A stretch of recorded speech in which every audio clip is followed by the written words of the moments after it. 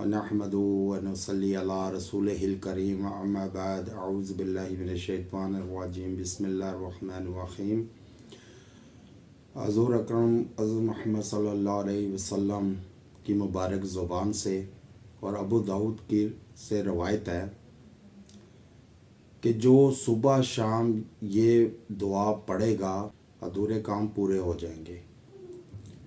اور بعض لوگ یہ شکوہ کرتے ہیں کہ جی ہمارے بعض کام رک گئے ہیں، اٹکے ہوئے ہیں، کام نہیں ہوتے، رکاوٹیں آتی ہیں، بعض بچوں کی شادی میں رکاوٹ آ جاتی ہے، بعض کے ویزوں میں رکاوٹ آ جاتی ہے، یا اور کسی کام میں کاروبار میں رکاوٹ آ جاتی ہے، یا مختلف چیزوں میں رکاوٹیں آتی ہیں۔ تو اس کے لیے یہ مجرب ہے کہ حضور صلی اللہ علیہ وسلم نے فرمایا کہ جو صبح شام یہ دعا پڑھے گا اس کے تمام ادھورے کام پورے ہو جائیں گے۔ وہ کیا ہے؟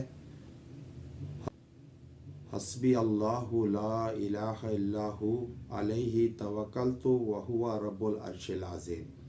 یہ آپ فجر میں 7 بار پڑھیں اور 7 بار مغرب میں پڑھیں، انشاءاللہ آپ کے تمام ادھورے کام اور جتنی رکاوٹیں ہیں، اٹکے ہوئے کام ہیں، وہ چل پڑے۔ حضور صلی اللہ علیہ وسلم کے جو بتائے ہوئے وظائف ہیں، قرآن اور حدیث اور جو آیات ہیں، ان کا اگر اہتمام کیا جائے تو یہ جتنا بھی ہمارے مسائل ہیں زندگیوں میں وہ سارے ختم ہو جائیں گے۔ تو اس لیے اس کا اہتمام کریں اور اس کو اپنا وظیفہ جو ہے نا بنا لیں۔